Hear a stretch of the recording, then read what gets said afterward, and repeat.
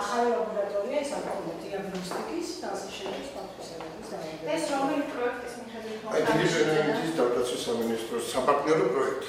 საერთაშორისო სამეცნიერო ტექნოლოგიების ცენტრი.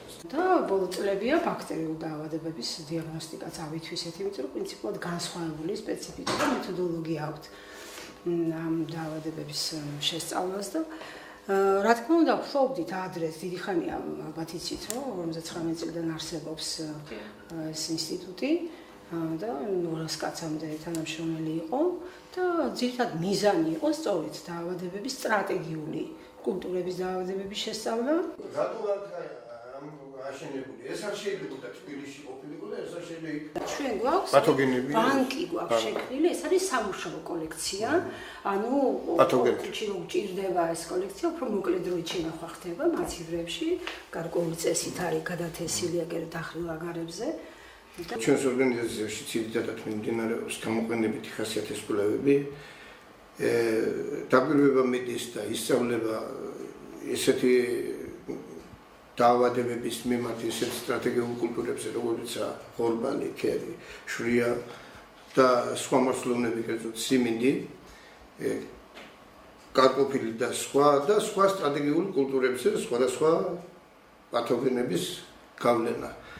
და რა სტრატეგიული მნიშვნელობა აქვს ქვეყანა, რომელიც კავშირში განაცხადს აკეთებს, ის სატრანზიტო ქვეყანაში ტრანსპორტის გადაადგილებასთან ერთად შეიძლება სხვადასხვა სახის დაავადებებიც გადაადგილდნენ. ამდენად ჩვენი ინსტიტუტი ახორციელებდა ახორციელებს დღესაც ჩვენი თემატიკა ამას ითვალისწინებს მთელი ქვეყნის მასშტაბით მონიტორინგს ამა თუ იმ სახის დაავადებებს. აღმოჩენის შემდეგ ის მოგვაქვს ვამუშავებთ ლაბორატორიულად, იდენტიფიცირება ხდება და მე შემდგომ ინფორმაციებს ვაწვდით პირველ რიგში სოფლის მეურნეობის სამინისტროს და სხვა შესაბამის სამსახურებს შემდგომი პრევენციისათვის. მოთხოვნა არის ერთადერთი და ძალიან მკაფიო და გარკვეული. სადაც ჩვენ ახლა ვიმყოფებით, ის ლაბორატორიული კორპუსი, ეს ძვირად ღირებული აპარატურა, დანადგარები და უფრო მეტად ძვირად ღირებული ეს მეცნიერები არიან უსტატუსოდ.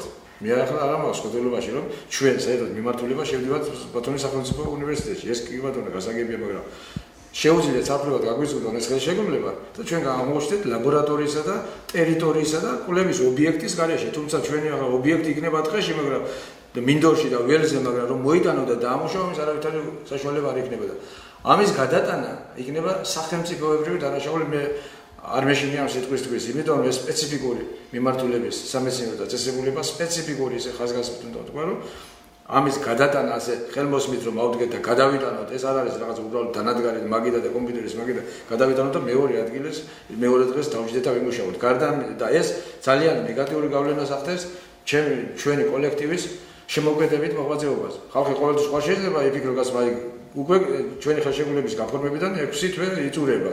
დაგვჭა 2 წელიწად ნახევარი. ესეც გავა და ჩვენ გვეტყვიან, კარგად ბრძანდებოდეთ, ქუჩაში იქნებით ეს სამეცნიერო კოლექტივი, რომელიც ძალიან დიდი შენაძენი არის არა მარტო ქობულეთისათვის, არამედ მთლიან დაჭალის რეგიონისათვის და ქვეყნისათვის. ძალიან გაკვირვებული დავრჩით თანამშრომლები, ყველა, როცა საქართველოს მთავრობის გადაწყვეტილებით განხორციელდა უნივერსიტეტებთან ინტეგრაცია კვლევითი ინსტიტუტების მთელ საქართველოში, მათ შორის აჭარაში მდებარე კვლევითი ინსტიტუტები და ჩვენი ინსტიტუტი შეუერთდა ბათუმის უნივერსიტეტს.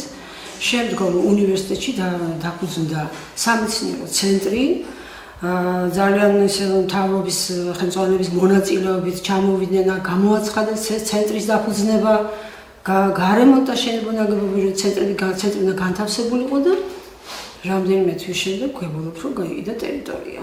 ძალიან არასერიოზულად და ძალიან მოულოდნელი იყო ჩვენთვის და ძალიან არასერიოზულად ვაფასებთ ჩვენ ამ ქმედებას. მაღალ დონეზე. აქ საბალახვები იქნება და მეღორეობის. ამ შენობაში რა იგეგმება? ამ 30 სულზე იქნება ფერმა.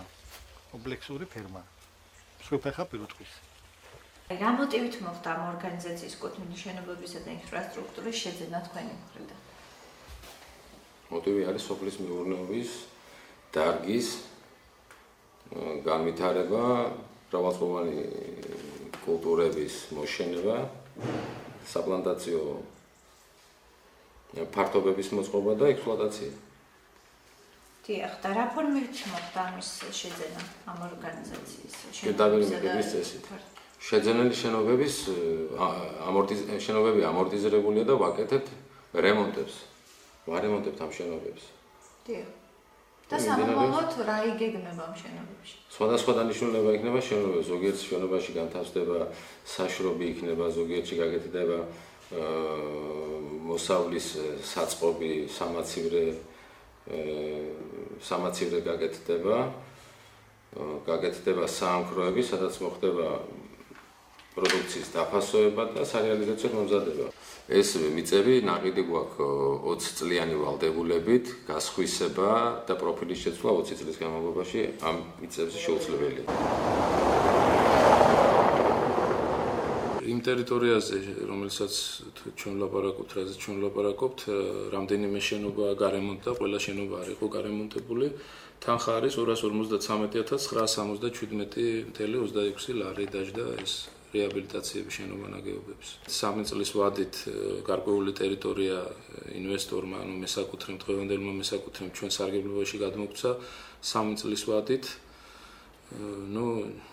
ჯერჯერობით ზუსტად რომ ვთქვათ, რომ 3 წლის შემდეგ სად გადავდივართ და ასე ვთქვათ, სად შეიძლება განთავსდეს ეს მიმართულებები არ არის ზუსტად ცნობილი თავისთავად, მაგრამ იმედი გვაქვს, რომ გამოინახება რაღაც ფართი.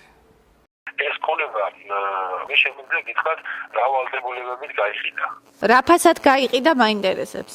ვინც გაიყიდა ეს ქონება, ის უფრო კომპეტენტურია ამ საკითხთან.